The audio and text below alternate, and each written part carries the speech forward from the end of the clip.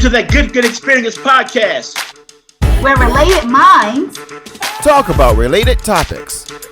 And we all just happen to be related. Buckle up, this is going to be a good one. We've got that good experience podcast. And here we go back for another round. It's that Good Experience podcast. And as always, I am Marcus Moses. And I tell you what, this train does not leave the track at all without my cousin co-host, Kimberly. Marcus, darling, how are you today? How are my people in the good? Hey, we're doing fine. And all the way up in D.C. is the man himself, Mr. Byron B. Note Brown. What's going on? What's up, Marcus? What's up, Kimmy? Let's do this. Happy to be here. Hey, guess what, y'all? In honor of Black History Month, we got a very special episode for you guys today. We've got one of the original P-Funk All-Stars, the man, the myth, the legend himself, Mr. Gene Poo-Poo Man Anderson in the house today. Yeah. He's going to be kicking it with us. But before we get into that, we got to get into our What's Good segment. And for this week, our Good segment, we're going to be featuring an up-and-coming rapper out of Mississippi. His name is BOSSMADELD. He's got a new single called No Days Off. We're going to feature it. And I had a chance to talk with him about some of the things that he had going on, as well as his life, a life after football. So here it is, my interview with BOSSMADELD. All right. All right. Welcome to our Good segment, ladies and gentlemen. And for our Good segment this week, we've got a young up-and-coming rapper from the Delta down in Mississippi. He goes by the name of BOSSMADELD. What's going on, my man? Business is what the business is. How you doing? I'm good.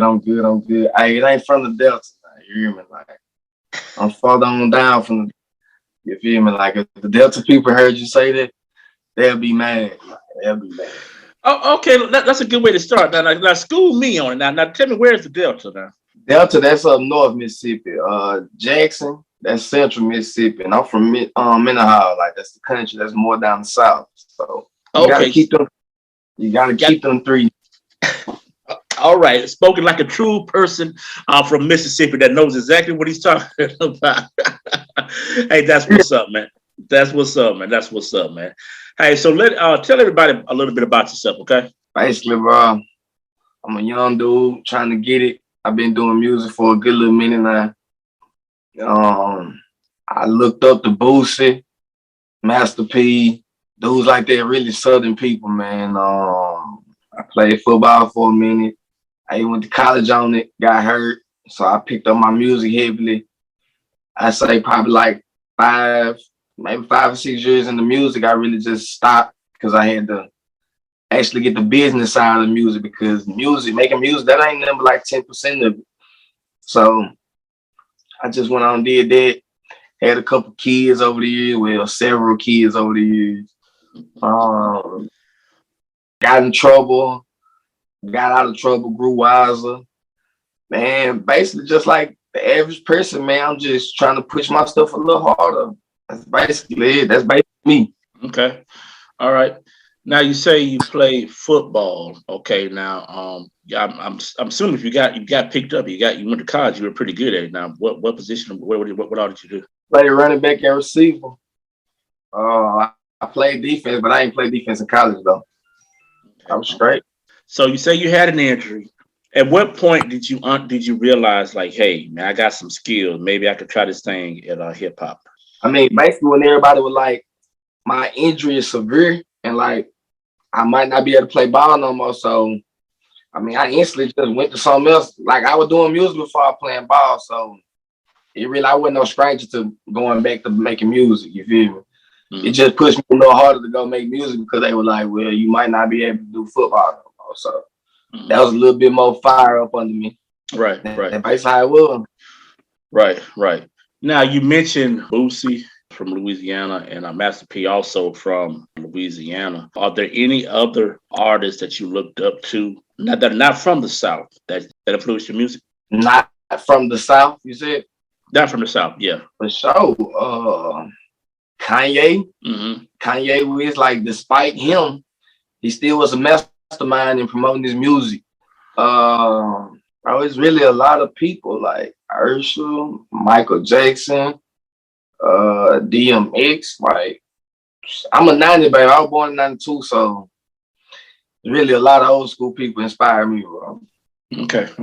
All right. So check it out. Now, you're in good company, believe it or not.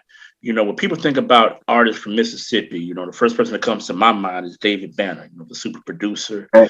A rapper, also actor. He does a lot of things. David Banner is Mississippi, through and through. I think his first two albums were entitled Mississippi, if I'm not mistaken. But what a lot of people don't understand, people think about hip hop, you associate them with, Atlanta, the New York, the Los Angeles. There's a lot of artists, believe it or not, that have ties or either from Mississippi. Of course, you got David Banner, you got Big Crit. Believe it or not, you got Nate Dogg. Rick Ross was actually born in Mississippi. Soulja Boy, exactly. The list goes on and on. How does it feel to be in that type of company with artists like that? I mean, it's an honor, really. Well, it's an honor to be in company with the ones who really claim Mississippi. You hear me? But I feel like anybody else that's from another city, they paved the way. So we know it can be done. So, hey, I ain't hating to them. I'm looking up to them. I'm studying some of the things that they did and got to put it in my strategy, you know what I'm saying? My strategic work. Okay. And so let's talk about that. You got the new song, NDO, that's doing well. NDO stands for No Days Off. Moving forward, what's your plan for the next couple of years? Man, more content, more visuals, more shows. Of course, trying to accumulate more money to put in behind more marketing, production work, engineering work, and just really grind mode, man. No stopping, no days off, basically. No days off. All right. Now, again, February is Black History Month. Also, boss. Now, to tell me, you think about Black history, you think about the civil rights movements, things of that nature, things that Black people had to go through back in the 50s and the 60s. A lot of that stuff had stops in Mississippi as well. Now, tell us how you feel. What is that type of history? How does that make you feel? I mean, to be a part of that. I mean, how it make me feel to be a part of it. I'm trying to answer this to understand. Or better yet, let me come at you this way. What does that mean to you? Being a young man from Mississippi and knowing the history that Mississippi has as far as the civil rights movement is concerned, what does that mean to you? No days off. That means I got to go harder than I ever got. Because, being Black in Mississippi was really hard back then. Mm-hmm. So, them to get us up out of that, I salute them. You know what I'm saying? I salute that, what they do. So, like I said, that makes me keep grinding, keep going. I still got to accomplish something just like they accomplished something. I'm here for a purpose. Absolutely. And we thank you for taking time, being on our good segment. So before we get out of here, boss man, let everybody know how you can be reached. Give all your social media, any dates that you may have coming up. Just put it all out there, man. Thanks. Man, y'all can get at me on any and every social media I want to. BOSSMADELD. That's BOSSMADELD. Y'all can I'm on all platforms, whatever music y'all looking for, it's all up there right now. I just dropped a single 2 weeks ago called From Behind You.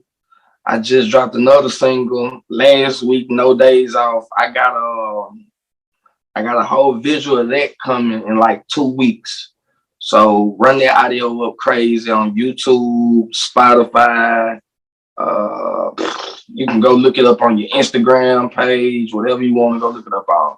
Again, that's BOSSMADELD. And appreciate y'all for having me on here, man. For real. Not a problem, man. We all about the music here on the Good podcast, man. And any young man or woman that wants an opportunity to put themselves out there, we welcome them with open arms. And we just thank you for taking the time to be here on our podcast. For sure. All right.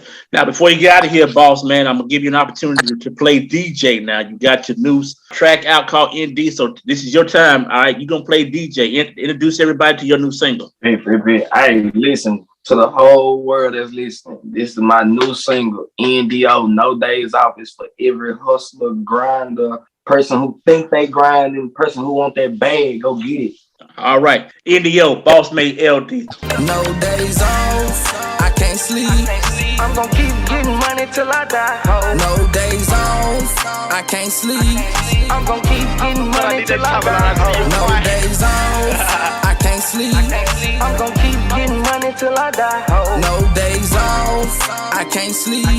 I'm gonna keep getting money till I die. No days off, 365, I gotta get it. I'm getting that bag, that's why they mad, they face shitty. I'm stacking up for my family, cause them the ones that need me. Aaliyah, Jordan, and London, they all the main reason. I'm stacking this paper, I'm on my grind, trying to get this bag. Stop all this beef and let's come together and get this cash. I done been broke before, it ain't no going back.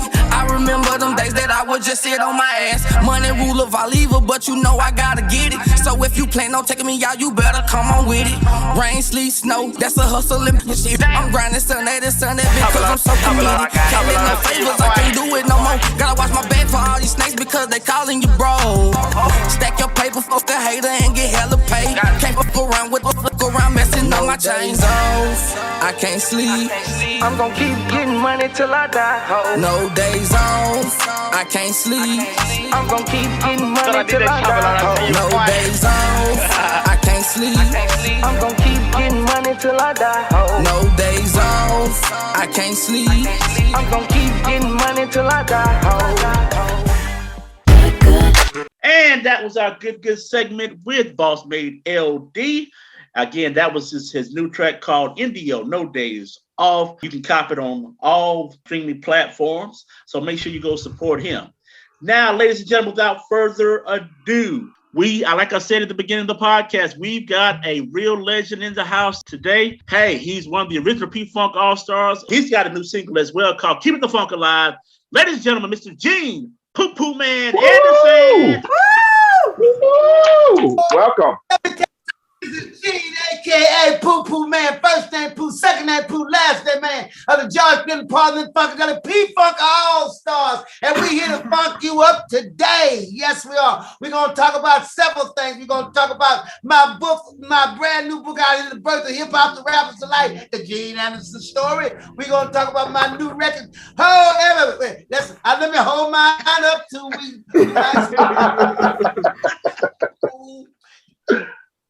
talk about my new record, Keeping the Funk Alive, because some people said the funk's dead, but that's a lie, because I'm still around, I'm funking them up. And George Clinton's still around, he's funking them up. So we're going to funk them up another decade or two. All right. Tell me what, leave me on in, leave me to it, I love to do it. All right.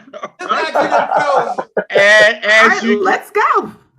As you can see, the energy is high for this one, ladies and gentlemen. So sit back, relax, and buckle up because it's going to get a little wild. All right. So first and foremost, Gene, just tell a little, for those that don't know who Gene Poo Poo Man Anderson is, tell us a little bit about yourself, from the beginning, coming up and how you got into the music business and things of that nature. Well, I was born in the business because I've been in it since I was 3 years old. And then I was on television at 8 years old, and I sang jazz a little bit. I was a street corner doo-wop during the Frankie Lyman era. And I did a doo-wop for a moment. Then I did jazz. And when I was in high school, I sung a lot of jazz. So it was a bebop era, was just fading out, but it was still strong, and I was influenced by it.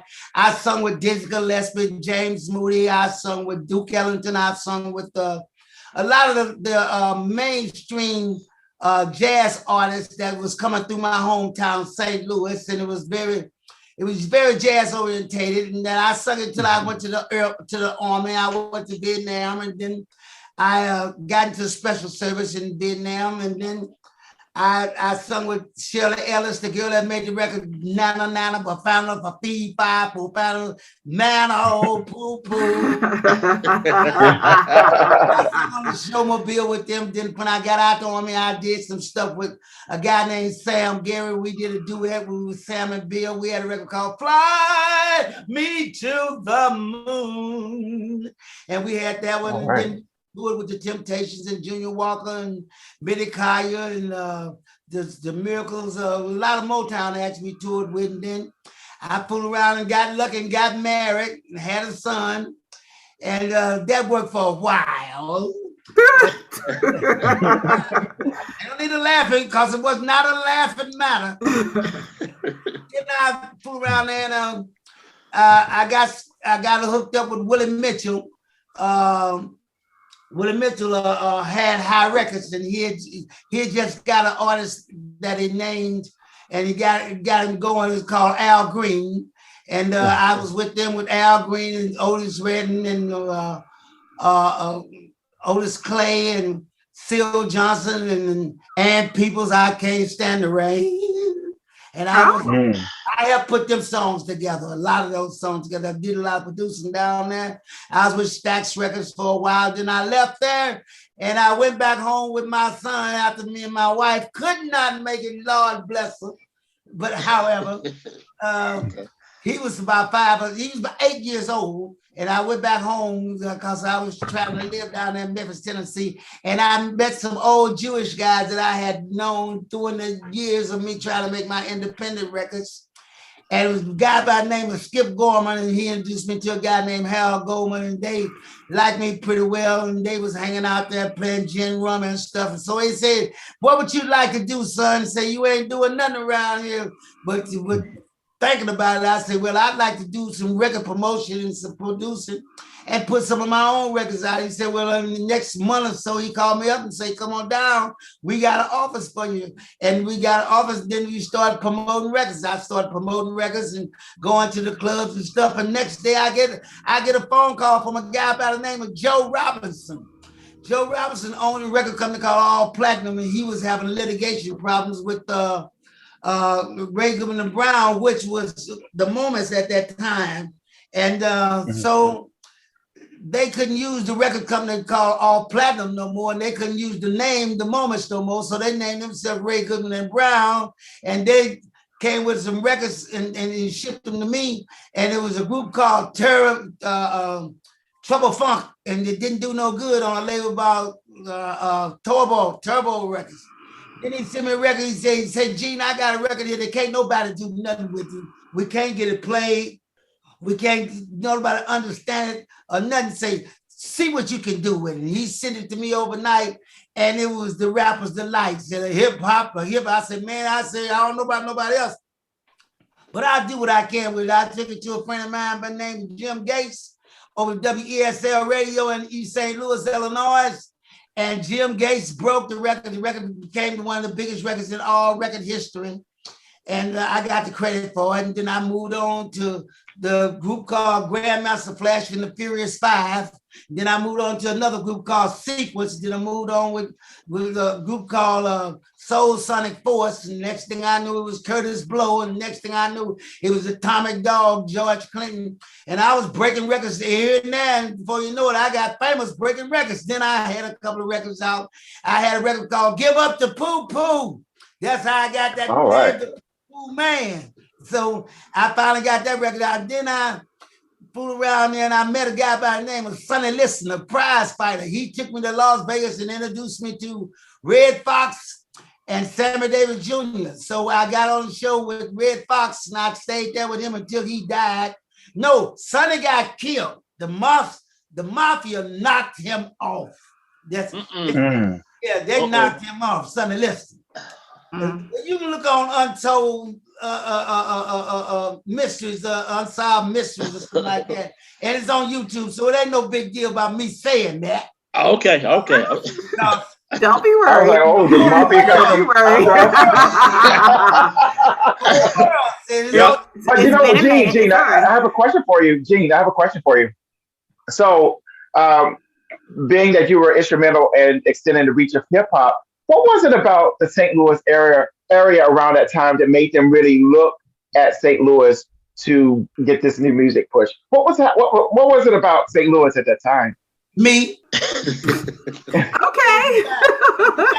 Gene Anderson, little poo-poo man, that was breaking records here and there, and nobody else could break them because they said that there would be no more hip-hop records. This last one, I'm gonna play this one, it will be no more. And I said, well, I gotta feed this 8-year-old kid, so you're gonna do something to keep these records rolling. So I just kept on rolling, and they're getting bigger, and the names started getting out, and different companies, Tommy Boy Records came to me, Street Rise Records came to me. I broke a record called Skate Bounce Rock Roll for Von Mason and crew. Okay. Yeah, skate. Hey. That's what we forgot. That's what we forgot. Go ahead. Oh yeah, that's a jam. I got a gold record on the wall right now of that record there. So, Poo Poo Man, Okay. what made you decide to write a book about this? Well, I've heard so many different stories about how hip hop got started, and I just gave my version. The book is about the birth of hip hop. I had the very first record that hip hop was associated with the genre called hip hop. It was called rap records then, and it was the Rapper's Delight. I broke the first record ever. I took it to the radio station, took it to the stores, took it to the one stop, took it to the distributors, took it to the dance halls, took it to discos. I took it in the streets. I took it everywhere. I was the first one from an acetate. It came from it was a registration record. They gave it to me. It was a white label record written in red pencil writing. A guy by the name of Harold had done that. And they sent it to me, the first 5 copies that in existence, the first record. So that made me famous because that record became the biggest record of all times, and it's still the track record is still yet to be broken about the Rapper's Delight. And I broke that. I broke the group. I did the first. Me and WSL and Jim Gates. We did the first rap concert ever. Okay. They really found a guy by the name of Gene Anderson that had the heart to get out in the streets and to take the record out there. I was the first street team out there ever, and I started the record pool. The Midwest. All right. Those record pools are so important. Me being a DJ, I know the value of a good record pool. But my question to you is, do you have a copy of one of those acetates in your possession still? Do you still own one? I don't have a copy of nothing no more. All I got is just the memories and the documentations and this book. Okay. And the book is the truth, the whole truth, and nothing but the truth. And it can be verified by the remaining members of those organizations, those rap groups, that I was the one that took them around and got them started. The Master G and Wonder Mike is still alive. Big Bank Hank passed on, and the Grandmaster Flash is still alive. Melly Mel is still alive. I did the Message. Scorpio is still alive. Curtis Blow is still alive. I got him started. George Clinton is still alive. I broke Atomic Dog, and so it's still some artists that's still alive that I got started. We'll verify that I was the one that got them, took them around, got their records played, and got them. Wonder Mike didn't even know what an autograph was. I took him to a store. I remember that in the book. Yeah. To a store called Peaches. And that was on their first promo tour. They came down in the old ragged ass bus. And I took them to a chain store called Peaches. And he said, Mr. Anderson, why is it that this girl keep trailing me around talking about she wants my autograph? What she talking about? What's the autograph? I said, it's your name. Just write it on a piece of paper and give it to her. Stop bugging me. But I just wanted to clarify something. So in the Midwest, they weren't playing rap or a lot of funk, and you were just instrumental in getting that pushed in the Midwest. Is that correct? Matter of fact, the Midwest was the only place that would play the records first. Because the records, rap music was unheard of. They never knew nothing about no rap music. All they knew that they was taking records that was familiar with and doing and dubbing out the voices and putting their voices in it. All that they knew was that. And they just said, wait a minute, this is not Chic. This is not the Isley Brothers. This is not George Clinton. These are some more people talking over these records. And the DJs didn't want to play them. They said, man, we robbing these other guys out of their records. But in time that the records was hitting the streets, I was going to the clubs, staying out 24 hours a day. I got a street team together. We was taking these records, and the records was breaking out of St. Louis because that was the only place that would play them. Unheard of. The records. That's why it was the Midwest was so powerful in breaking out these records. Then they was making so much noise with these records. They said, well, we might as well go to Chicago with them. I took them to Chicago. I took them to Kansas City. I took them to Memphis, Tennessee. I took them to New Orleans. And before you know it, some more people was coming out with some rap music. Then Curtis Blow was the first single artist. Everybody else was groups. The Funky 4+1 and the Treacherous 3. And they was all groups and stuff. So Sonic Force came up with the record Planet Rock. And Joey Robinson brought it to me. I came to New Jersey to 96 West Street to Sugar Hill Records, and he played a cassette. They had cassettes then. They didn't have nothing else. They played a cassette. He said, what do you think about this record? I said, that's a smash. Tom Silverman, who owned Tommy Boy Records, was hanging out in the basement, Sugar Hill Records, trying to steal everything he could get from anybody that would fall off the tree over to the Sugar Hill group. And Joe didn't want to take the Soul Sonic Force because he had too many groups. That was all that was hitting because I done broke everything he had because I'm making money with Joe for the first time in my life. I'm making money. So they signed with Warner Brothers. Warner Brothers was distributing for Tommy Boy Records. And we went to a thing called Jack the Rappers. They had... Oh, I remember those. You went for Jack the Rapper, Jack Gibson, and the BRE, Sidney Miller. Sidney just died. And Jack been dead. And we used to go to the conventions and promote our records there at the record conventions. And Warner Brothers, a guy by the name of Donnie Brooks, an ex-disc jockey from the KATZ in St. Louis, had turned record promoter, the vice president of Warner Brothers R&B section.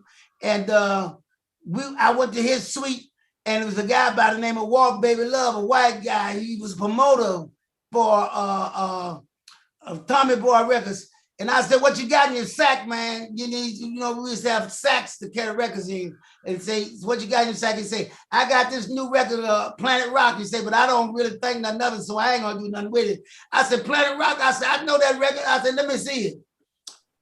He gave it to me. I said, listen. I said, give me $100, I'll get it broke. He got it. I took the record to Donnie Brooks, and Donnie Brooks, I said, Donnie Brooks, play this record for me. He said, man, I can't play this record because it ain't a Warner Brothers record. I said, man, come on, you can do me a favor. I've done you a bunch of favors. So he played the record Planet Rock, and the record bust, so bam! Everybody hit the dance floor at the record. The record broke out, Planet Rock, rock to the Planet Rock, don't stop. And so that was infectious. I said, give me 10 of them.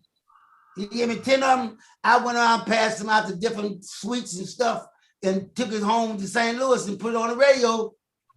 The record turned out to be one of the biggest records in the whole wide world, the Planet Rock by Soul Sonic Force. Right. Well, this has been a great history moment in hip hop. I mean, you pretty much run down a lot of information, and most of this information you can find in the book. Again, the book is called "The Birth of Hip Hop: Rappers Delight" by Gene Poople Anderson. It's available anywhere you buy books at. Now, what we're going to do now, Gene, this is how this works. We've got 5 of those songs that you mentioned that you broke into the hip hop scene, and we've got 5 of our favorite hip hop records as well. We're going to listen to a little bit of some of them right now. Do you mind? That's great. I want to tell you, I appreciate you allowing me the opportunity to express my opinion and my thoughts about hip hop music. It wasn't named hip hop. It was called Rap Records. He said a hip, a hop, a hippity hop. That was the first lyrics that he said on A Rapper's Delight. That's where the word hip hop really caught on a national level. So, and since you mentioned it, Let me go ahead and play Rapper's Delight right now. Okay, let her roll. Oh. Oh.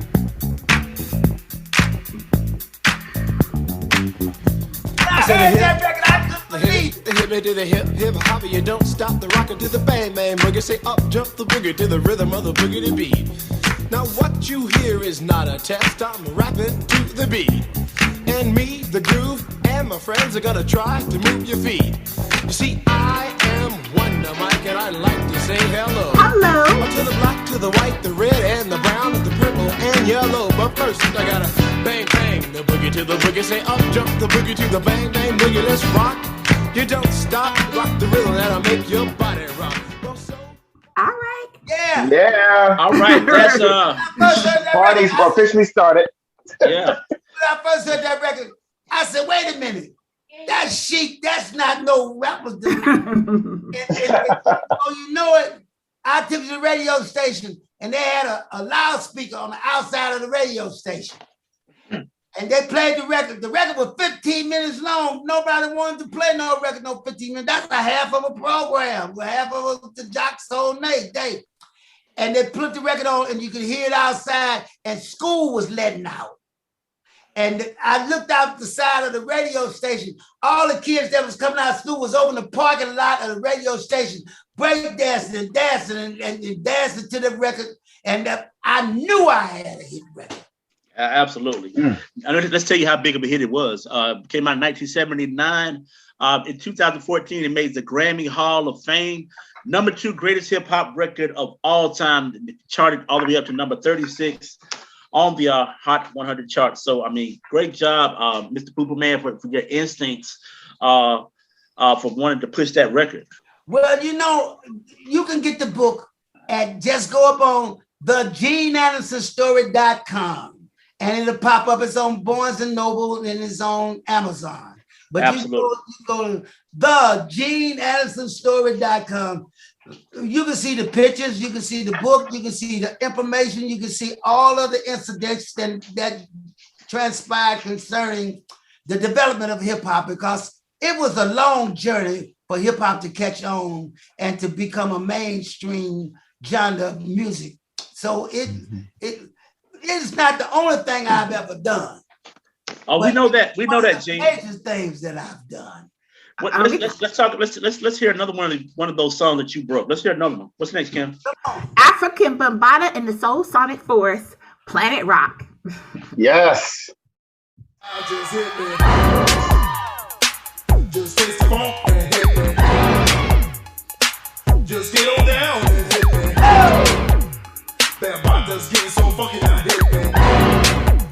Yeah, just hit me. It's time to chase your dreams about the seats. Make your body sway, socialize. Get down. Let your soul lead the way. Shake it now. Go, ladies. It's a living dream. Love, life, live. Come play the game. Our world is free. Do what you want, but free.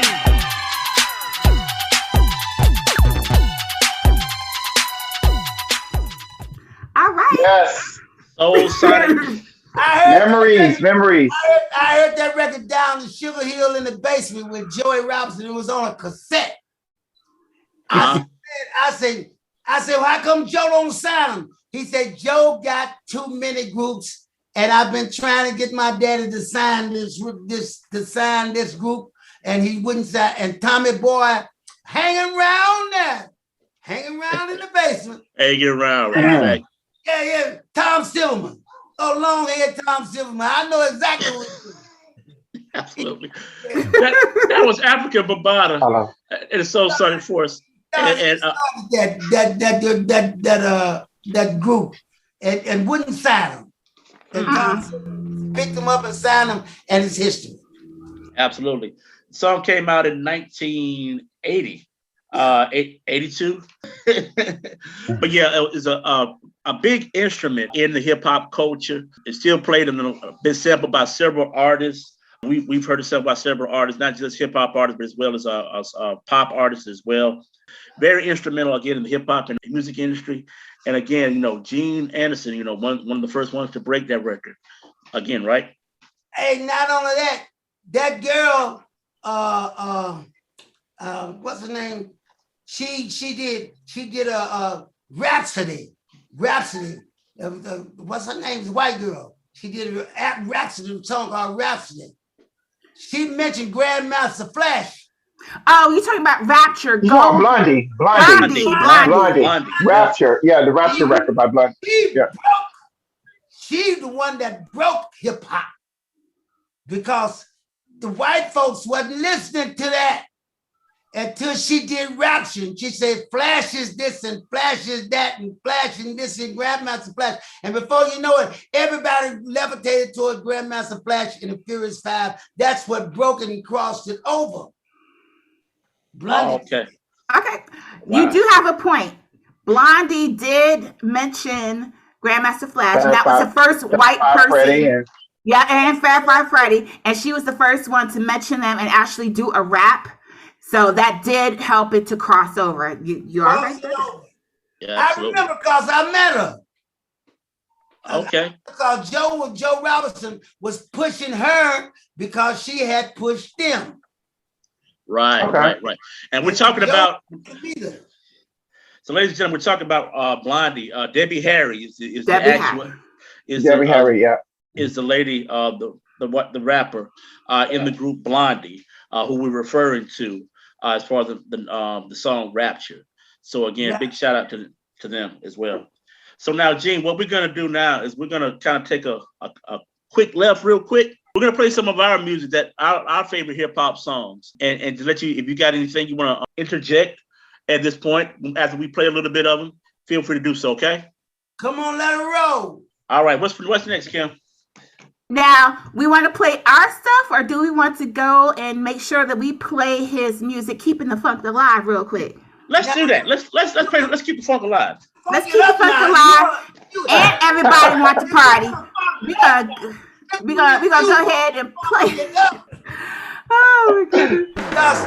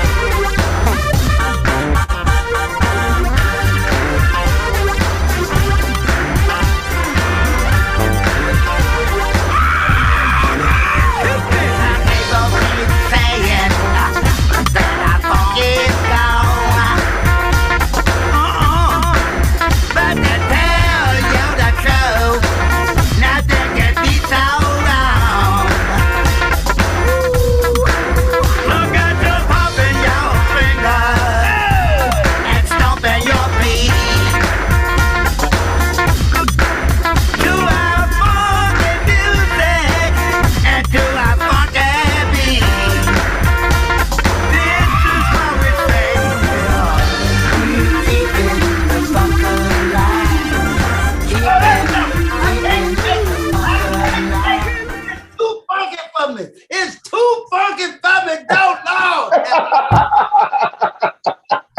Yo, that's oh my God, that's keeping the folk alive by G. Pooper Man Anderson. Now you told me this is the next Flashlight, the new version of Flashlight. That's how you described it, right? Yes, that's the next Flashlight. Oh, okay. What makes you say that? Because Flashlight is a very popular song back in the day. You know what? I'm P-Funk. The groove is there. The beat is there. The rhythm is there. And I can't be nothing else but Flashlight. Absolutely. I love that driving bass. Huh? The driving bass. That I love that part of it as well. Listen, all you gotta do is just play it on your radio station and keep it rolling, and it'll take off. Trust me. Most definitely. Right. And how about we go on into Everybody Wants to Party? Let's keep it rolling. Oh, everybody wants. You know that record too, girl. I'm gonna play it for you right now. Hit me.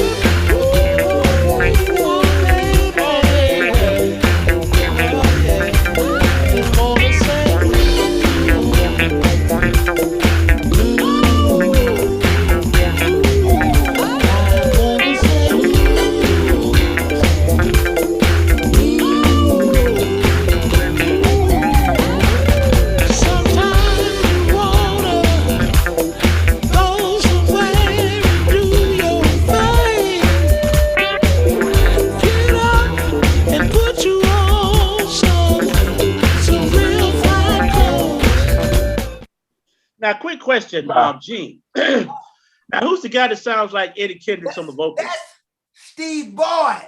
Ah. Okay, That's okay. the lead singer of Parliament Funkadelic. The new lead singer. Okay. Okay. Okay. And also he's singing on Doggy Dog World, Snoop Dogg's record too. Oh, okay, gotcha. Who's dramatic? Gotcha. All right. How many people in the band, Gene? Huh? How many people in the band? In Parliament?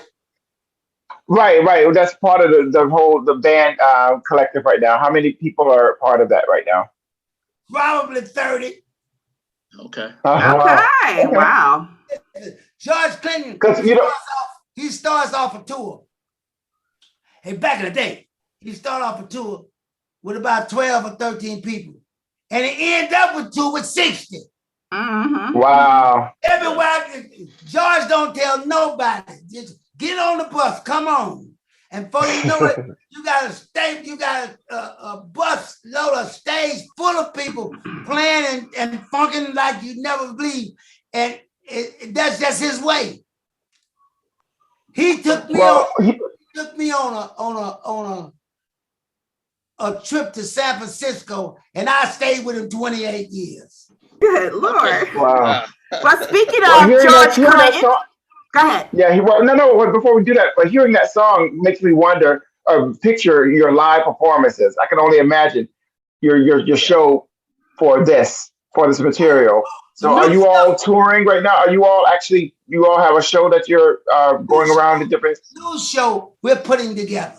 We're still putting out records associated. Ryan Cat's got to have a record coming out.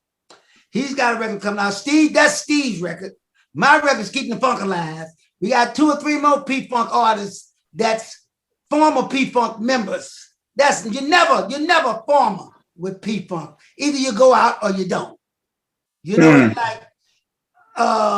we're gonna be coming out. We call ourselves the P-Funk alumni. Okay. All right.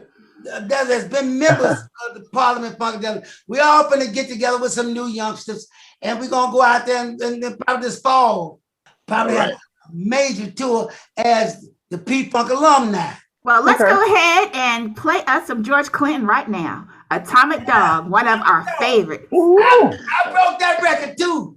I know you did. But the dog that chases its tail will be busy. These are clapping dogs, rhythmic dogs, harmonic dogs, house dogs, street dogs, dogs of the world unite, dancing dogs. Yeah, counting dogs, funky dogs, nasty dogs.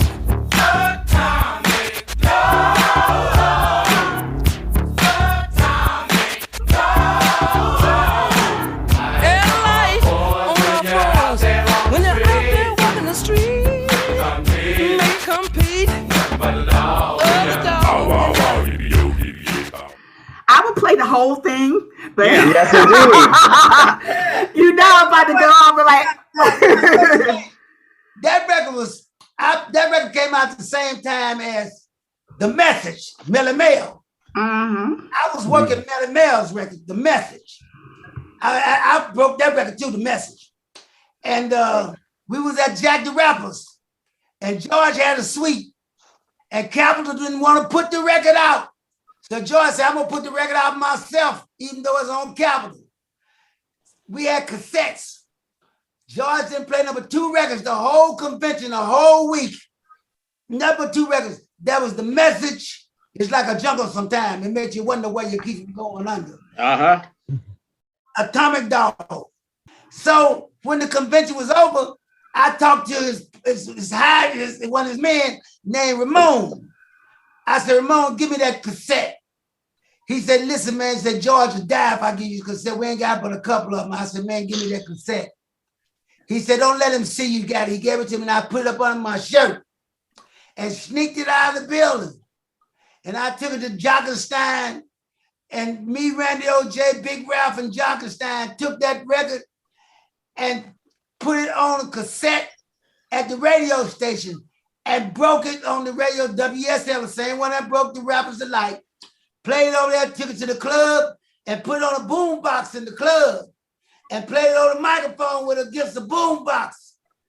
And before you know it, the record bust out, and Capitol Records almost had a hemorrhage because they were trying to hold George down, and we done broke the record.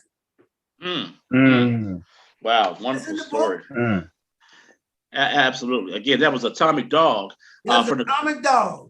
From the album Computer Games in 1982, reached number 1 on the R&B chart. So, I mean, hey, that's saying a whole lot. You know, you broke. That's one of the biggest records in black record history. It absolutely is. It absolutely is. All right, but great video, by the way, too. A lot of video. A lot of video. Love the music video. Yes. Yeah, absolutely. How about that? It's like a jungle sometime and make you wonder where you keep Melly Mel. Okay, I tell you what. Hey, Kim, let's do it. Okay. The message. The message. So 1 second. You ain't got the message. One second. I had a list. The memo. The pressure. Got it. Here we go. Glass everywhere, people pissing on the stage, you know they just don't care. I can't take the smell, can't take the noise, got no money to move out, I guess I got no choice. Rats in the front room, roaches in the back, junkies in the alley with the baseball bat. I tried to get away, but I couldn't get far, cause a man with a tow truck repossessed my car. Don't push me, cause I'm close to the edge. I'm trying not to lose my head. It's like a jungle sometimes, it makes me wonder how I keep from going under. Standing on the front stoop, hanging out the window, watching all the cars go by, roaring. All right. Yeah, I broke that record. I took that record to Chicago, and a disc jockey pulled a gun on me and told me you were not going to leave. Pulled a gun on you? Good Lord. And say you're not going to leave this club with this record.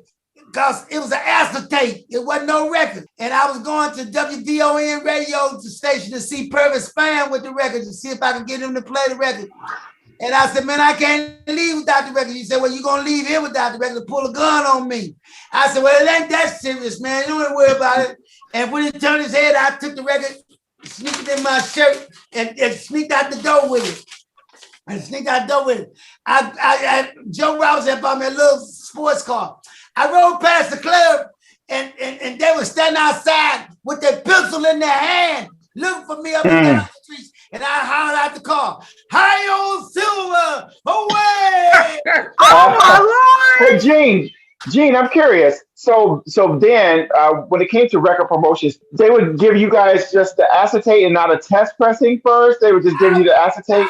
I personally was getting acetates and test pressings because I was so strong into the record promotion days. These was the early days of. This was before CDs.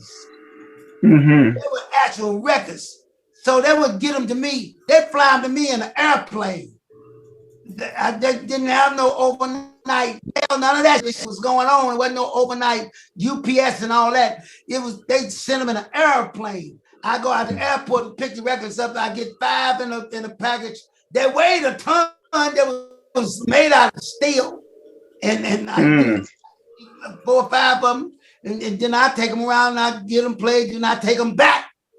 I get them played 3 or 4 times in the club, and I take them back and take them to another club. Because we didn't ever have no, it'd be almost a week later before I got a box of 25 or 50. Okay. So I was promoting what they had. They were there. That is very interesting. Yeah. I could tell them. That's intriguing. That's intriguing because I mean, just from the art of promotion itself, it's hand to hand, on foot, word of mouth. In that time frame, now you have social media that can just do the work for you. But then it was like you were the social media. It was on you to make sure that the dots are connected. I was a physical media. He was the man on the street doing the real street work. With the ear. I took a record from the radio station. I let them play it 5 or 6 times. of that day, sit there at the radio station all day, drink coffee, and talk bloop de bloop. And next thing I know, I take the records back out and take it to the clubs. I take because they had a live broadcast in the clubs. They play the records and tell you, come on down, say, let them in, Big Mike, let them in. Yeah. We playing the records down here, we blah, blah, blah. Come on in. And the people was dancing in the clubs, listening to the people on the radio. And so I take it down there and they play the same records that they played in the daytime and go to the clubs and play the same records and you can still hear it on the radio. So one of them records was probably going to be Big Daddy Kane, Warm It Up. Let me play that for you. Oh, there you go. Oh my God. Oh boy. Scarface, but bright as a Cosby Show. Don't attack rappers, but make everyone hush. They step to me, but can't stop the bum rush. I make material rich and imperial. The unique technique I speak is all original. You like to sag and drag and gag, same old. But Papa's got a brand new bag. So put the mic down, boy, you can't work it. Do the whack lyrics is about the short circuit. So toss the source, of course, to the boss. No remorse, you're lost with force. I cause a holocaust. First I caught you, then put you to torture. You move wrong, my son, so I torture just like a guardian. And put your body in the move, the groove with the smooth way that I'm partying. Competition may find it spectacular. Scheming fiend to take a bite like Dracula. And waste the taste, cause ain't no sugar here. So come near if you dare, you booger bear. You start hallucinating like magic. The rap gets tragic and Kane won't have it. Cause you tried to juice me when you're bluffing. Slowed the pace, so I had to start rushing. So pick a BC date, cause your history. Here comes Kane, Scoop, Scrap J, and Mr. C. And this is one thing to us, we ain't noodle. The crew cast a spell on the crowd just like voodoo. I'm the man you can't hold back. And all competition appeared to be weak. I meant to say whack, a vision of blur. Just to thinking I'm competing, I say, ha! Warm it up, Kane. Warm it up. All right. Yo, you already know the vibes. That was Big Daddy Kane with Warm It Up, released back in 1989 from the Big Daddy Kane album. And what can you say? I mean, Big Daddy Kane, one of the most sharpest lyricists of all time, and he showed his genius in that song. Not just that song, but a lot of other tracks. It's a Big Daddy Thing was a really big album for him in '89. Came out with a lot of, I think, Smooth Operator was on that album. Several other ones, you know, and Big Daddy Kane just did his thing on that one. I mean, he doesn't get his props like he should. Because Big Daddy Kane was one of the not originals, but that kind of crossed over to the point that even some of the pop culture knew who Big Daddy Kane was. Yeah, absolutely. And this is his best-selling album, I believe. It's a Big Daddy Thing. I think it was his top-selling album all of his releases. Yeah. I mean, it's a great album to say the least. Let's move on, Kim. All right, Big Daddy Kane. Big Daddy. You know what? I broke These Are the Breaks with Curtis Blow. Daddy Kane came in. He came in late. I was through with that. I was on the stage with Red Fox by the time Big Daddy Kane showed up. Oh yeah. Yeah, I was through with the record promotion stuff. I was a star now. I ain't got time for that. but I do have Curtis Blow, The Breaks, right here. Yeah, hit it. I'm gonna step out with another man, and she runs off to them to Japan. And the IRS says they want to chat, and you can't explain why you claimed your cat. And Ma Bell sends you a whopping bill with 18 phone calls to Brazil. And you borrowed money from the mob. And yesterday you lost your job. Well, these are the breaks. Break it up, break it up, break it up.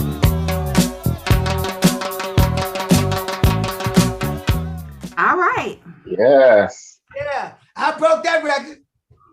I broke basketball too. All right. Oh, I remember basketball. Yeah, that's my friend, Curtis Blow. He's still my friend. Absolutely. Those are the breaks by Curtis Blow. Came out in 1980.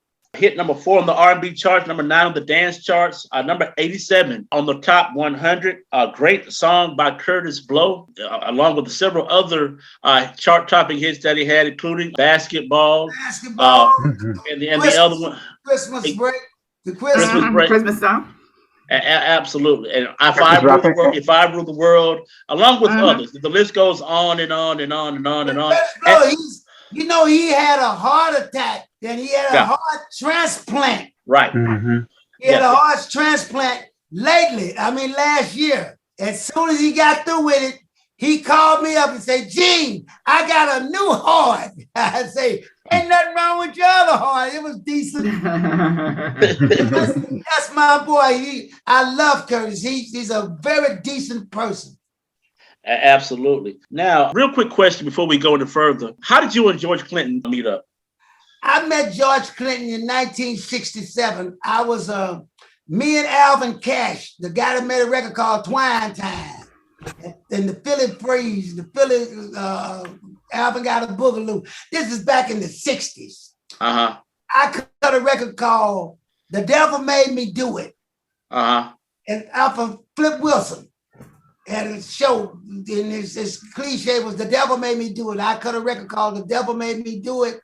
And it was on Westbound. And we took it to Westbound Records, to Alma Milady and Big Bernie in Detroit. But in the process, George and Ray Davis turn the roof off the mother, turn the roof off the mother. The bass was in the office arguing with Alma Milady about some money. Right. And I asked Alvin, I said, Alvin, why you want to be in this office and sign me up with these people, and they won't even pay these boys? Wow. Alvin say, shut up and take the money and let's get out of here. So they gave me $10,000. That's back in the 60s. $10,000 was a lot of money, man. Yep. They gave me $10,000 for the record. I took George and Ray Davis to the hotel with me. They still, that mouth stuck out with Alma about not giving them no money. We spent about $2,000. We stayed in the hotel a week. We partied like rock stars. We did everything you could think of. And next thing I know, they put out a record called I Want to Testify. They used Billy Bass and them. They got Billy Bass and them and Eddie Hazel and them from out of Canada. And they started a group called Funkadelic because they was Parliament. And they started a group called Funkadelic. Funkadelic was the band and Parliament was the singers. That's why it's been going on all these years that Parliament, Funkadelic started singing later on. But they was the band to Parliament. And they just combined Parliament Funkadelic. And what happened was they was having problems with the record company as usual because George was slick. George would go and get a budget and cut 2 albums and be the same players. And one set of the album would be Parliament. And the other album would be Funkadelic. And they'd be on 2 different labels. He got that from Ike Turner. Okay. Ike Turner was the person that did that. Then James Brown did it. James Brown had the Horny Horns. He had the JBs. He had Big Mama somebody, and he had the James Brown, and so George used that theory and came up with. After he stole Maceo Park and them, they named them the Horny Horns. Then he got some girls that used to sing them background on all the sessions and named them the Parlettes. And then he got another set of girls and named them the Brides of Funkenstein.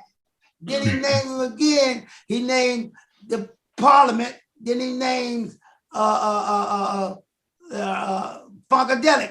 And on and on. Gene, pause right quick. I have a question for you, and I want to hear a directly from you. What exactly is funk?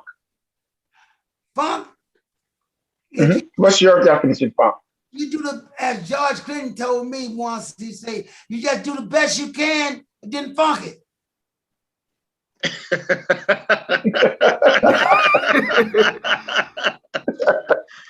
Okay, so in other words, funk is a colloquialism for a substitution for a cuss word, and is that it? No, you just funk it. You just funk it. Do the best you can. Do all you can. Put it in, and then just funk it. Well, I tell you what. Okay, so Funk. Go ahead, so regardless of what instrument, you just play the hell out of the instrument, make it do what it does, and more. No, And Byron. that's No, Byron. No. You funk it. You funk it. You funk it. fuck it, fuck it, you fuck it. Do the best you can. You go to another record. Gotta be funky. Put some stank up on it. Yeah. I've always wondered, I it's good to hear like from the pioneers. I've always been curious what you categorize that particular genre or that sound, as fun rather than what the media or the masses categorize it. It's the beat. To me, Parliament Funkadelic is the epitome of funk. And anything that falls under that, you're just trying to reach that funkiness. That's me. But the worst you can do is just funk it.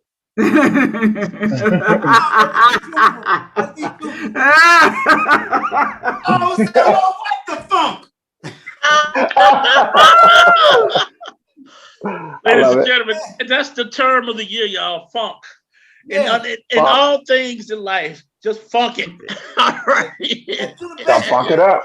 Just funk it up. Hey, Gene, man, we want to tell you thank you, man, for being on the good, man. We really. Listen, this is one of the most cheerfulest interviews I've had in a long time. We really appreciate you so much. We appreciate your contribution to hip hop. Ladies and gentlemen, his book is out now. The Birth of Hip Hop, Rappers Delight, the Gene Anderson story. You see it.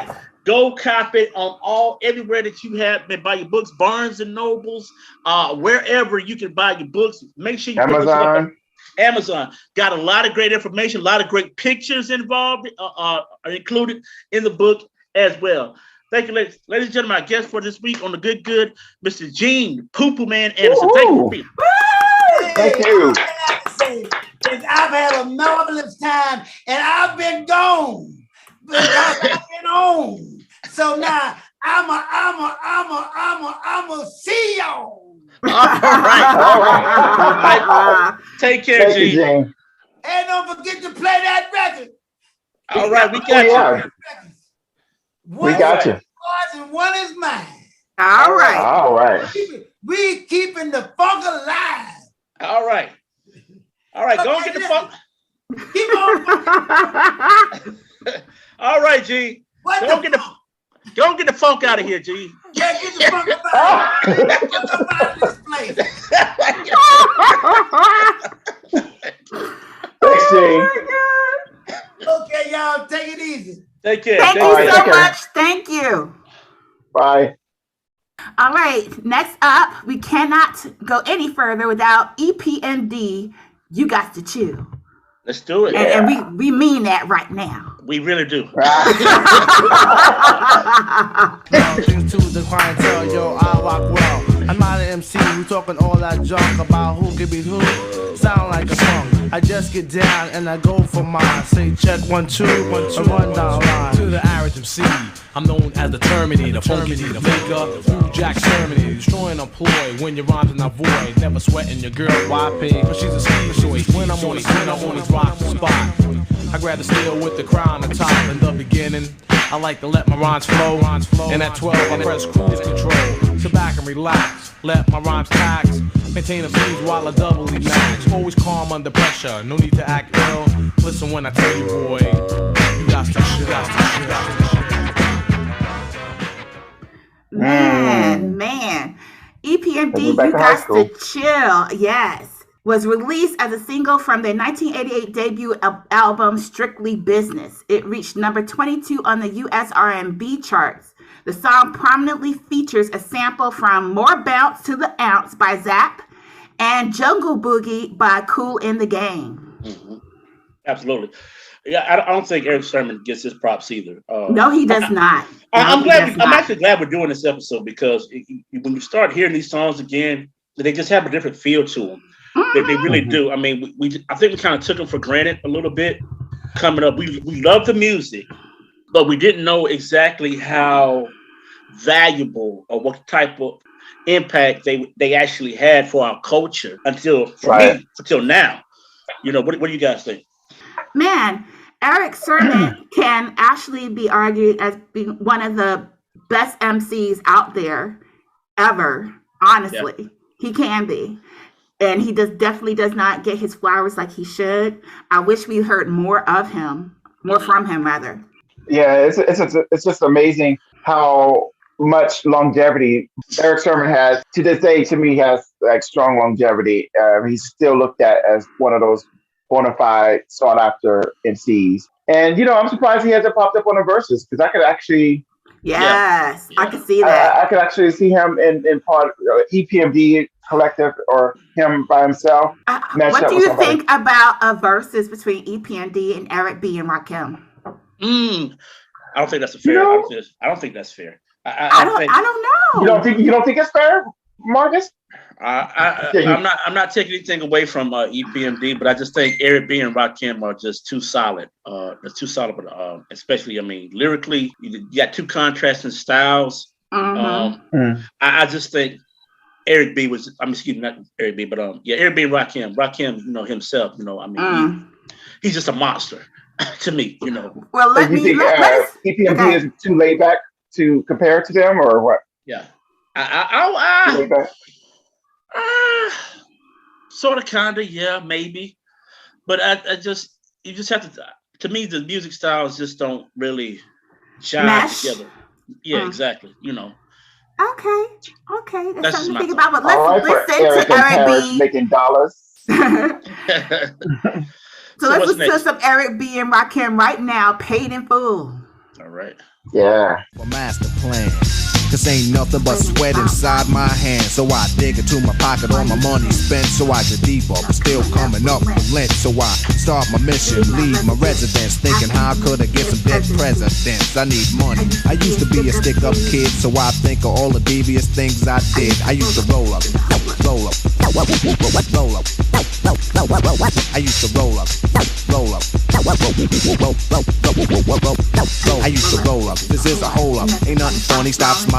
We still don't nothing move but the money. But now I learn to earn cause I'm righteous. I feel great, so maybe I might just search for a 9 to 5. If I strive, then maybe I'll stay alive. So I walk up. That's my joint. Yes, it is. Yeah. So Paid is Full was actually the debut album of Eric B and Rakim, released on July 7, 1987. And by Island subsidiary label Fourth and Broadway Records, the duo recorded the album at hip-hop producer Marley Marl's home studio and became rap legends from then on. You know, I talked about the rap styles of both of them, and as I heard, after you played them back to back, it's really not that different. Nah. It's really not that different. I think it was the go. I just maybe I'm thinking more type as far as like the maybe Rakim is a little bit harder. How he evolved from that. How right. Back then they kind of had similar styles, I thought. Right, and I guess I'm focusing more on this. I think Eric B and Rakim were a little bit more successful than EPM and PMD were. I guess that's what I'm focusing on. But truth be matter be told, I mean, I just now that I listen to both of them back to back, there's really not too much of a contrasting style between the two. I honestly just feel it will just be a great feel good versus, just to not even really a versus, just have them both up there and just do their thing. That would be great. I would love to see that. Exactly. Yeah. What's next, Ken? Want to hear some Kumo D? Let's hear it. How you like me now? Yes. Ride me like a pony. I'm no phony. I'm the only real macaroni playing the mic like it's supposed to be played. New Jacks, you all should have stayed out of the business. What is this, amateur night at the Apollo? Get off this stage. I'm enraged, just like a lion trapped inside of a cage. I'm the real king. Rap is a jungle. I never understood how could one go to a party, watch me, stand around and jock me, become a rapper, then try to rock me. Scheming like a demon, you're screaming and dreaming. I'm from the old school. I used to see men die for less, but I'm not living that way. I let my mic do the talking and let the music play. All right. Yes, indeed. What can you say about How You Like Me Now. It takes me back to my high school days. It's part of my top 10 hip hop albums albums and songs of all time. Released in 1987. It was the first single from the second studio album titled the same name, How You Like Me Now. Produced in collaboration with Teddy Riley, believe it or not. And it was a diss track to rival rapper LL Cool J, peaking at number 22 on the Hot R&B Hip Hop Songs chart for Billboard, and also number 86 on the UK chart. Okay. So solid track from Kool Moe Dee. Very, very solid track indeed. Matter of fact, kind of found out when I was looking up some of this information, kind of found out this year, Kool Moe Dee will be 60 years old. Oh my Lord. Yeah. So which kind of puts in perspective why he always sounded so solid and so polished in a lot of his music. Because he was when this song came out, he was already almost 30 years old, pushing 30 years old. So I mean, it says a lot, as far as like he had plenty of time to kind of sharpen his skills, to say the least. So much so. Play the other one, Kim. All right, I go to work. Oh yeah. I go to work like a doctor. When I rock the mic, you got to like the way I operate. I make miracles happen just for rapping. I'm so lyrically potent, and I'm floating and exploding on the scene. Mean, I got the potential to make you go then chill. I got the credentials, that is the essential to make a rhyme essential. Then you know I will fulfill, make a couple of mil as I build a guild for all the rappers to skill and kill the weak rappers with no frill. Hang him in effigy, if he's a sucker, hang him to the left of me, cause my right hand man is my mic stand and the microphone that I own, and my game plan is keep it at a steady pace. Ain't no reason to rush, it ain't no race. I'ma hit the top just when I wanna, and it's a matter of time, and I'm gonna, cause I know when to. Go ahead, enter the classic Moe Dee rap that sent you running around, holding your hand, asking your homeboy, yo man, you heard what he said? Another funky rhythm, look at your man and give him a high five, cause I'm live, running around with him, telling everybody hanging out on the block, it's time to wake up and check the clock. Punch it. I go to work. That's another one. Yeah. Man, he definitely needs to get his flowers because he ain't playing. He was not playing. That's from the album Knowledge is King. But you know what really, really kind of made this song, even though it was hot back in the late 80s, you know what I'm saying? But you know why I really like this song? Why? You remember the part on Love and Basketball where he started to kind of put the highlight on Quincy? Mm-hmm. And how they were playing. And they were playing this song, man. And you got hyped. You got hyped. You got real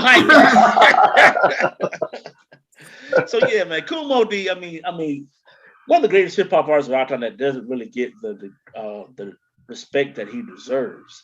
I'm going to go ahead and put it in the atmosphere. We're going to have him on this podcast one day.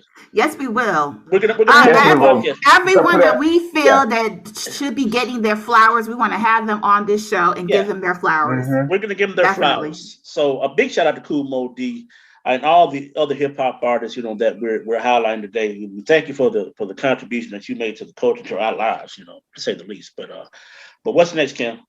Well, since we mentioned that this track for LL, let's play some LL right now. Rock the Bells. All right. Now worldwide, know whether you like it or not. My woman band is co-creator, aka Phil Pot. You never skip it, only rip it when he's on the fader. What's my DJ's name? Co-creator. On the wheel, he'll drive the crossfader like a cut mobile. So precise with a slice that you know he's greater. What's my DJ's name? Cut Creator. What you know? What do you know? Earl rolls the weed. I go to the store and get low. Go for your crabby looking nappy head. Girls get back. Cause there's a 10 to 1 chance that your mic is smacked. Rock the bell. Man. Yeah. Can we whop all night long for this? I know. Rock the Bells, third single release from his debut, Cool J's debut album, Radio. Solid release. I think it picked up number 17 on the Hot R&B Hip Hop Songs chart. Believe it or not, no bells can be heard on this song. You heard any bells on this song? Not a one. But this song is so synonymous and so classic that there's actually a serious radio station named after this called Rock the Bells, where you can hear all the latest classic hip hop on it. Shout out to Rock the Bells. And also a dance showcase competition called Rock the Bells too. Hip hop dance. Absolutely. Cowbells were heard through the song. Cowbells. Yeah, I did hear cowbell. I did. And real quick, y'all, you gotta say this though. Before the shows, the movies, the crossover hits, LL was one of the best MCs of all time. He was and is. I mean, and now America really knows him as an actor now, and the first black man to survive a horror movie. But LL is one of he made that crossover. One of the first to make that crossover. He was the first solo rap artist on Def Jam, I think, wasn't he? Oh, Cool J was the first solo rap artist. I believe he was. Yeah. Because it was Run DMC and Beastie Boys and him. Yeah, there you go. Mm-hmm. Absolutely. So what's next, Kim? One of my favorite MCs, The Teacher, KRS-One, My Philosophy. Oh, yeah. What, where, why, or when will all be explained like instructions to a game. See, I'm not insane. In fact, I'm kind of rational. When I be asking you who is more dramatic, this one or that one, the white one or the black one. Black the punk and I'll jump up to attack one. KRS-One is just the guy to lead a crew. Right up to your face and diss you. Everyone saw me on the last album cover, holding a pistol, something far from a lover. Beside my brother, SCOTT. I just laugh, cause no one can defeat me. This is lecture number 2, my philosophy. Number 1 was poetry, you know it's me. You know it's my philosophy, many artists gotta learn. I'm not flammable, I don't burn. So another one that you better listen. Boogie Down. So this is the first song on KRS-One and Boogie Down Productions' second album named By All Means Necessary, released on May 31st, 1988 on Jive Records. My Philosophy contains a sample from Stanley Turendine's song Sister Sanctified in 2008, and the single My Philosophy was ranked number 49 on VH1's 100 Greatest Songs of Hip Hop. Mm-hmm. Absolutely. You know, KRS-One, again, one of those artists that doesn't get the flowers. You know, you think about artists like KRS-One, Public Enemy, those guys, their main focus was to bring awareness and attention to the issues that were going on in our nation at the time. And teach you things that weren't being taught in school. Exactly. And it seems to me, you know, a lot of times, and it still holds true to this day, you know, a lot of times those records are pushed to the side. Mm-hmm. You know, they don't get as much play. But somehow that record, KRS-One and a lot of his records still were able to stand the test of time for the most part. You know, I can't exactly put my finger on exactly why. Maybe because of the production in the music and whatnot. But it's one of those records where you got a message and you still dance to it. You know, does that make sense? What I'm saying? Oh yeah. D-Nice was a combination of D-Nice at the helm, you know, as a DJ, and Miss Melody, the whole collective. It just added to the whole vibe of Boogie Down Productions. But to me, KRS-One was like more of like the educator ambassador of hip hop. You know. Whenever you would hear him talk about hip hop or the art form candidly, he was always so he was eloquent with his speaking and very passionate. With KRS-One, you can still see him on tour, as well as he does the lecture circuit also. You need to listen to him. Okay. And the verses. Wait, has he been on the verses? Did he do it already? I think he something. Who's he matched up with for verses? I think something went down. Well, I can't remember. I think he had a verses, but either he did it, but he did it by himself. I'm not sure. Somebody look it up while we move on. Yeah. And the reason why, and I know the reason why you feel the way you feel, Byron, but we'll talk about that off camera. You know the reason why. Okay. All right. Next up, Houdini, 5 Minutes of Funk. All right. FUNK. All right. Which answers the question. That's the reason. The funk. Ladies real pretty, city to city. But now we're getting down to the nitty gritty. From the bottom to the top, top to the bottom. I'm gonna rock them. Why? I still got them. I'll rap in shower, has style and power. And this is our disco hour. I don't know if all of you have heard. So it's up to me to spread the word about the man that we feel. It's got to be real. Our crown prince on the wheels of steel. He goes by the name of Grandmaster D. So if it's alright with you, it's alright with me. We're gonna rock you people's minds with ease. With some help from the maestro, if you please.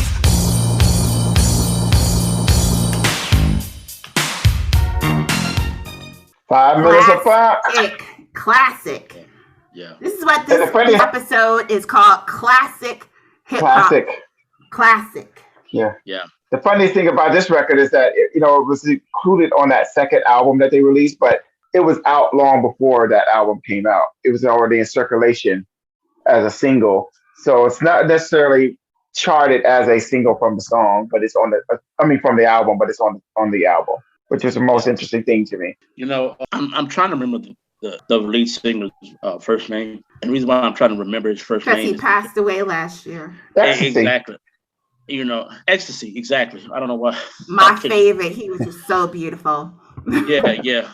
Exactly, man. I just can't understand. I understand, but at the same time, it just doesn't seem real. It seems like he has so much left, to live for, and so much more life to live, and whatnot. But rest in peace to Ecstasy, a pioneer in the hip hop game, definitely. Houdini definitely left their mark in the hip hop culture, and the pop culture, because when Halloween comes, you know what they playing. The Freaks Come Out at Night. Yes, everyone's playing it, so definitely. Yeah, I think Ecstasy added that whole personable aspect to the group. He had a lot of character. He had a lot of character to his voice. Yeah. What's next, Ken? All right, let's keep it going with Slick Rick. Hey, Young World. Yeah. Hey, young world, the world is yours. Hey, young world, the world is yours. Young world, the world is yours. Young world. This rap here, it may cause concern. It's boring. Why don't you listen and learn? Love takes happiness that once was strong, but you take society. Even that's turned wrong. Times have changed. Hey, it's cool to look bummy and be a dumb dummy and disrespect your mommy. Have you forgot who put you on this earth, huh? Who brought you out proud? And who loved you since your birth? Reward is a brainwashed kid going wild. Young little girls already have a child. Bad company. Hey, now you've been framed. Your parents are hurted and ashamed for ruining yourself. And your mommy can't cope. Hey, little kids don't follow these dopes. See, there was a message in that. Did you hear the message? Oh yes. But that was by the ruler, one of the greatest of all times, Slick Rick, from the 1989 album, The Great Adventures of Slick Rick, which in my opinion is probably one of the top 10 greatest hip hop albums of all time. That's just my personal opinion. Okay.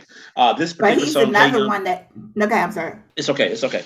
But this particular song reached number 42 on the Hot R&B, number 17 on the rap singles. It's been sampled by several groups. One of the more famous samples was by the Lost Boys in their track called "Love, Peace, and Happiness," which is in line in that particular song. So again, Slick Rick, and I also want to plug in real quick, one of our former guests, Tari Torre, is on tour with Slick Rick. They're out and about. Matter of fact, today I saw them on Facebook catching a plane. So again, if your Slick Rick's coming to your area, make sure you support him and also support Tari's music. So that's all I have to say about that. Oh, and don't forget, Tari is makes a cameo appearance in Kanye's documentary on Netflix. Genius. Yeah. But what do y'all think about this one? It's Slick Rick.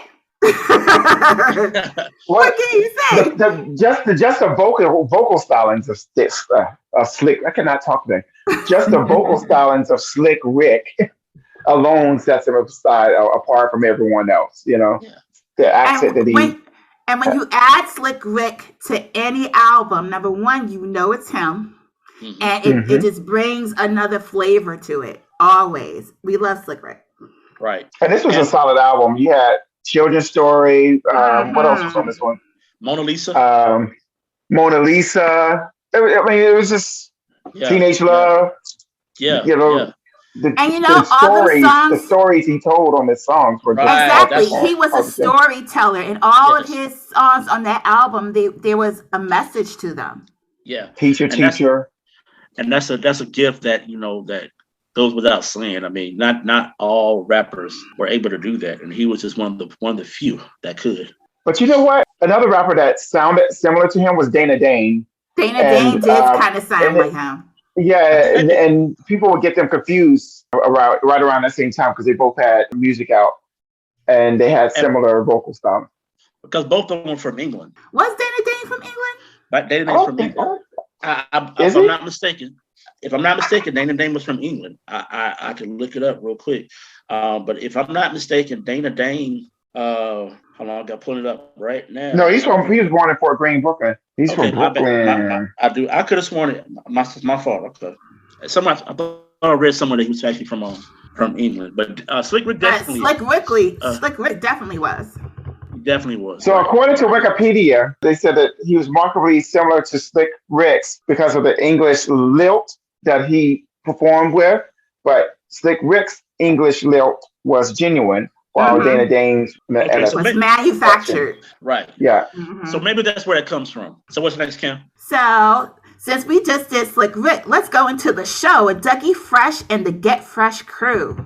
All right. Woo! Excuse me, Dougie Fresh. Yes! Have you ever seen a show when fellas on the mic with 1 minute rhymes that don't come out right? They bite. They never write. That's not polite. Am I lying? No, you're quite right. Well, tonight, on this very mic, you're about to hear, we swear, the best star rappers of the year. So, cheerio, yell, scream, bravo. Also, if you didn't know, this is called the show.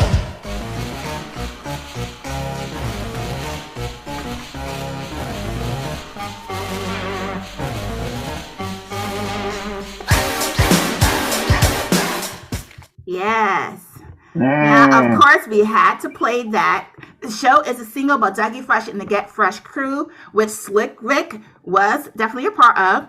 It described as a reality show of a hip-hop performance, but even though it does sound like a concert, I don't believe it was. It just was supposed to sound like one. And the song incorporates portions of the melody from the theme song of Inspector Gadget. Yeah, it does.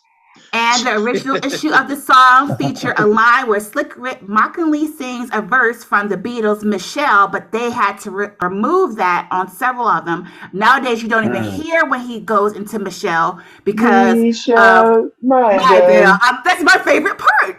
But they had to remove it because of copyright infringement. And he was quick to sing a hook. Absolutely.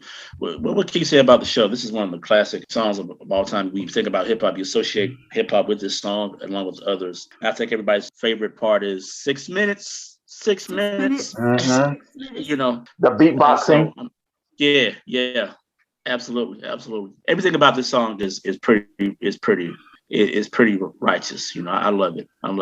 Well, since we did the show, we can't forget about the song that put Salt and Pepper on the map, which was their diss track of the show called The Showstoppers. And here it is right now. Yes.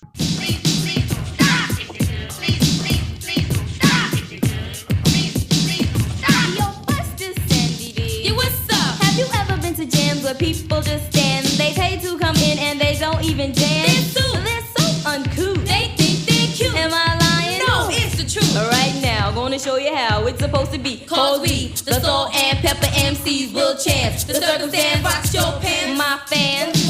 This is called the jam.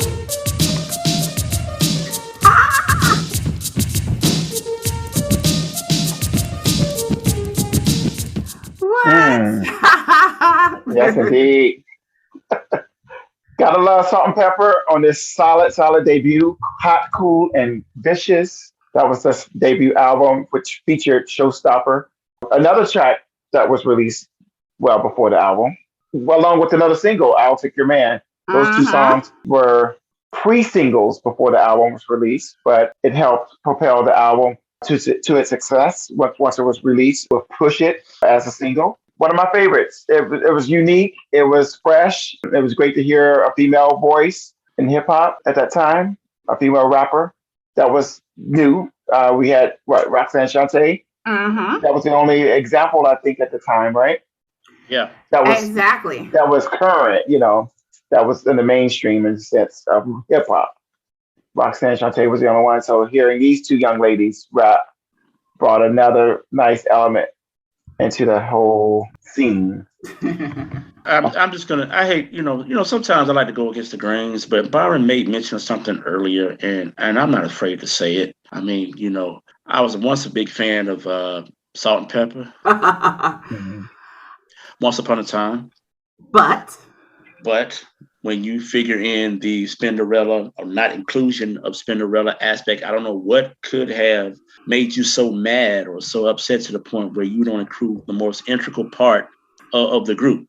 Everybody knows that, especially back in the day when artists made music, especially hip hop music, the most important person of that aspect was the DJ. I mean, I don't want to say she was the most. I don't want to say she was the most integral and most important part, but don't sit there and act like she wasn't a part of it. She never existed. But you know what? Honestly, Kim, Marcus is right, because back then you had to have that live DJ element to keep the records loop, to keep scratching for that continuous beat, so that the DJ was important. And I look sideways at them because, first of all, they don't talk about the first Spinderella, and then the second Spinderella that was along for most of the success. We don't. I would love to see or hear more about that story, the incorporation of Spinderella, how they met Spinderella, whether it's the first one. Exactly, because even in their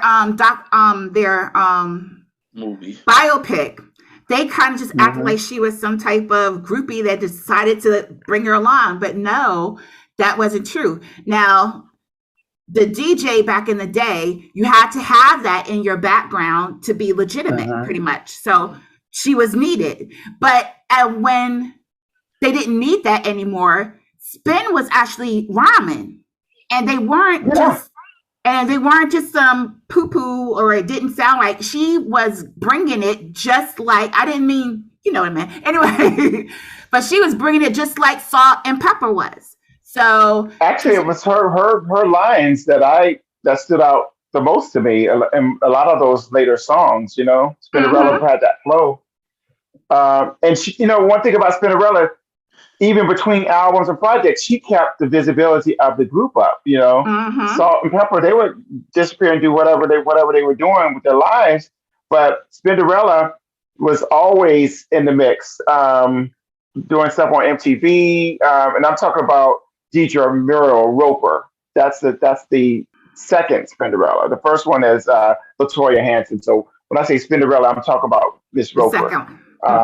The second one, and she maintained visibility for the group at all times, being like a diplomat. I thought, I always saw her as that, so it's disappointing to me. It is disappointing because I feel like it's a money thing, and your sisterhood should look over that, should supersede that. And you brought up a great point, Kim. So do you all recall when they did Story Behind the Music? Their very first Story Behind the Music. And that was when we first got a taste of something going on, because when Salt and Pepper they were able to break from Love Bug. And they got a lump sum. They got a lump sum, but they didn't really out. Right. So that was the first allusion to that issue. But I thought they had resolved all of that, but apparently they had not.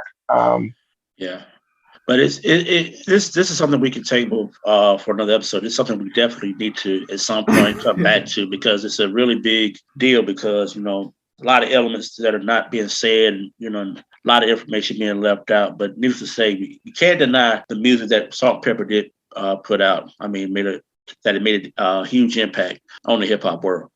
Next, Kim. And we will table this and come back to it once we do an episode about the other groups that did the same thing to one of their members. All right, Yeah, so good since we point. mentioned Roxanne Shante, let's go into Big Mama. Cause here comes the big mama. Anything too rip, shiny Obama. Cause y'all weak ass hoes got me fed up. So hookers, get your gloves and yo, let's go head up. Wall to wall, y'all all are full. I don't store, cause in this brawl is when it takes all. A title bout for all the clout. Any hooker trying to step to this is lights out. One hit, your head split, throat slit. Think you miss it, but I started this shit. At 14 years old, I was going gold. While I was on tour, you was touring the whole stroke. Second skits to turning tricks to get a quick fix while I was putting dope hits in the mix. Ripping shows with Kane and Bismarck. Me upping up Roxanne and taking out Spark. Singing game and flocks from blocks and blocks to watch the rocks knock the ships out the box. And every place I played, I headlined. Strictly big names on the top, it read mine. The QUEE, queen of MCing. Whenever I flow, it's poetry in motion. So you can save all the drama and get us out the way. Here comes the big mama. Girl. Let's tell us how you really feel, Shante. And she was what, like 15, 16? Something like that, yeah. But check it out. I wish we could have played the whole song. I know. Because it really gets deep goes after. in. Yeah, it really goes deep after that. But matter of fact, ladies and gentlemen, if you listen to our podcast, go on YouTube. Go on YouTube and search Roxanne Shante, Big Mama. Sit back and just listen. All right, you're in for a treat because she really, really goes in on this track. It didn't chart or anything like that, but however, she spoke her piece about how she felt about certain MCs, and Female MCs, right, and how she felt like her place was in hip hop culture at the time. You know, truth be told, she said, you know, she started when she was 14 years old. She started rapping, and she put out her first album, first single at the age of 14. And she's been writing ever since. And again, we talked about Rock the Bells and Sirius Channel 43. You know, I mean, she's actually got a segment from 4 to 6. You know, called Have a Nice Day. Yeah, yeah, Have a Nice Day. Yeah. But anyway, that was the first album. Yeah. So, but she really does a thing. Listen, I love this song. That the Queen, the original, but no slight to Queen Latifah, of course. But Shante was the original, the first to really do it. And even though she didn't chart anything, the community, the hip hop community and neighborhoods knew who she was. Oh yeah. And mad respect. Yeah. And she was always passionate and articulate, to say the least. You know, she never held anything back in any interviews, anything. Yeah. So she's still true to form. I'll just leave it at that. Yep. What's next, Kim? All right, since I mentioned the Queen, here's Queen Latifah and Money Love, Ladies First. Yes. I break into a lyrical freestyle. Grab the mic, look at the crowd and see smiles. Cause they see a woman standing up on her own too. Sloppy slouching is something I won't do. Some think that we can't flow. Stereotypes, they got to go. I'ma mess around and flip the scene into reverse. With what? With a little touch of ladies first.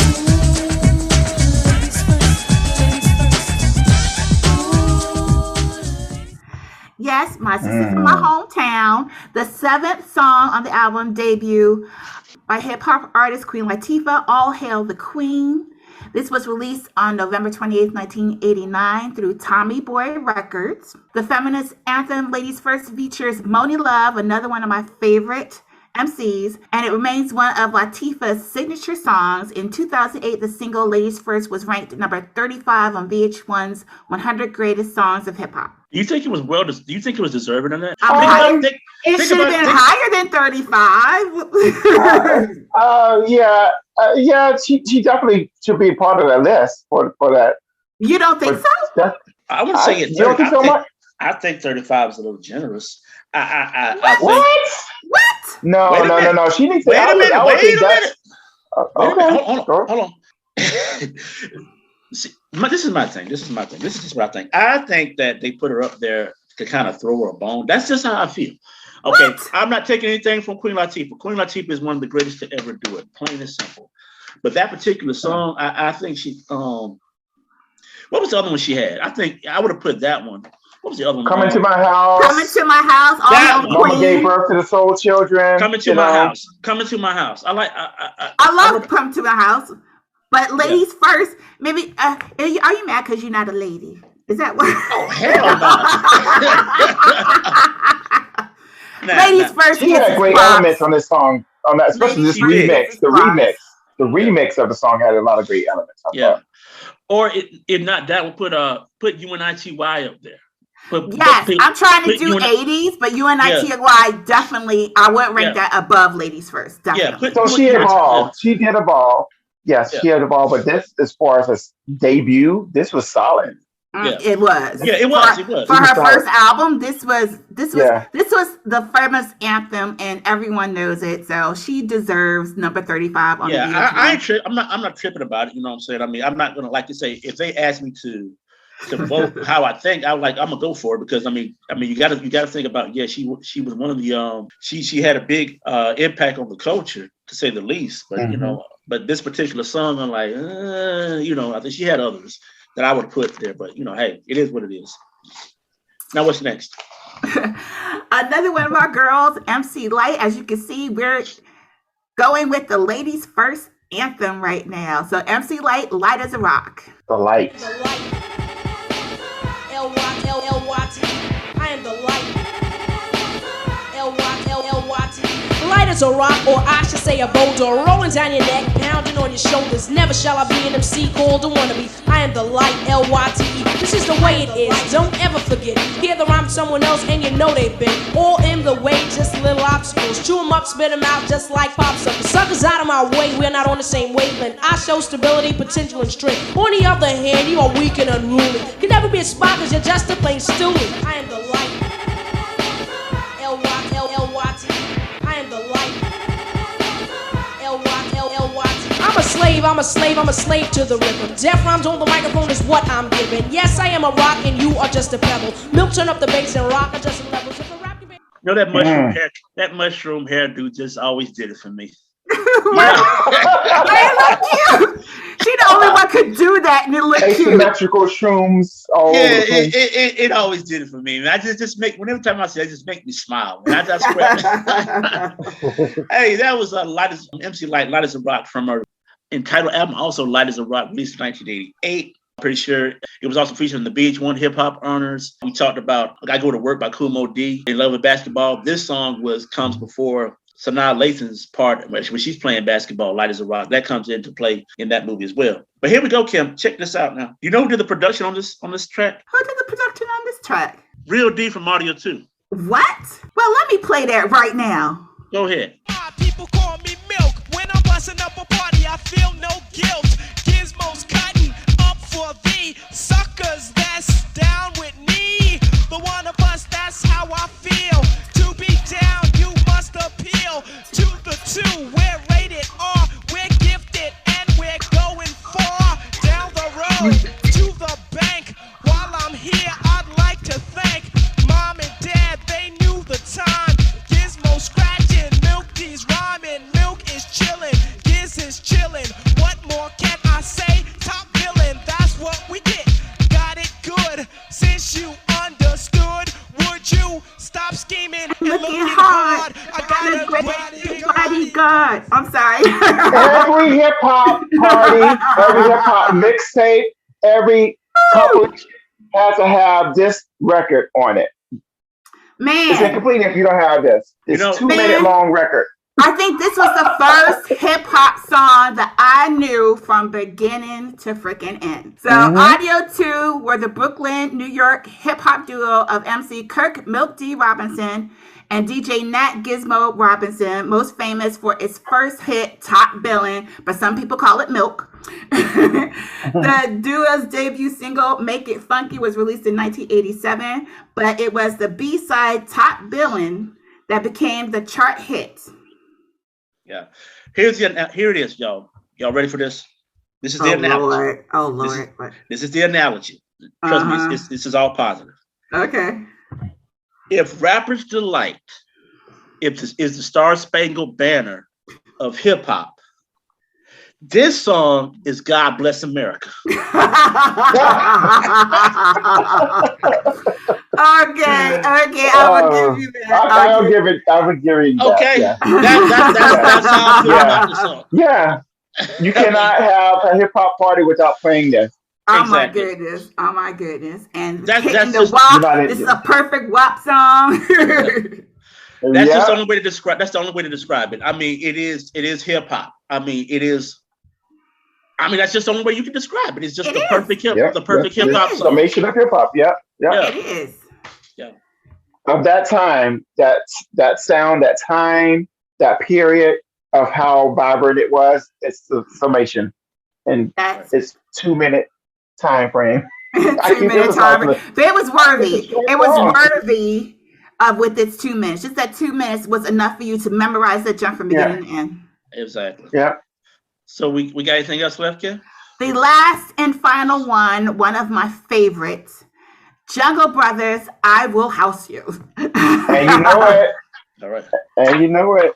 You in my hut now. When you're in my hut, you know what's up. Let your mind be free. Relax your body. Jump, jump a little higher. Jump, jump until you get tired. House your body. House your body. House your body to the base. House it all over the place. So don't let nobody get in your way. Tonight's your night, today's your day. Africa will steer you wrong. Say what? House music all night long. Say what? House music all night long. Say what? House music all night long. Say what? House music all night long. I house you, don't you know? I house you, don't you know that? I house you, you in my hut now. Don't you know that? Woo! Yes, indeed. House anthem, hip hop anthem. Part of Jungle Brothers album, Straight Out of the Jungle. A solid release for them, peaking at number 16 on the Hot Rap Singles chart in 1989 and number 28 on the Hot Dance Maxi Singles Club chart. I'll House You, classic on anybody's list. I love it. I was a big fan of the Jungle Brothers. I wish they had more. I wish they had more music, and I really do. I'm actually looking forward to it. But again, one of those groups that didn't get they didn't get their respect. However, in one of the most famous hip hop songs by Black Sheep, he pays tribute because he has brothers in the jungle. So one of them is his brother, and Cousins on the Quest. One of his cousins is in Tribe Called Quest. Oh, okay, cool. And they're all part of Native Tongue too. They're all part of the whole Native Tongue. Of Native Tongue. Yeah. All right. I had the pleasure of meeting them a few years ago. They performed at Ortonati's Deep Sugar event, one of our anniversary parties that we had for Deep Sugar, and tore the house down. I know they did. They did a lot of cuts from this album as well as some other singles and stuff like that they've had over the years. Off the chain. And this is a house music party, by the way. I know. Absolutely.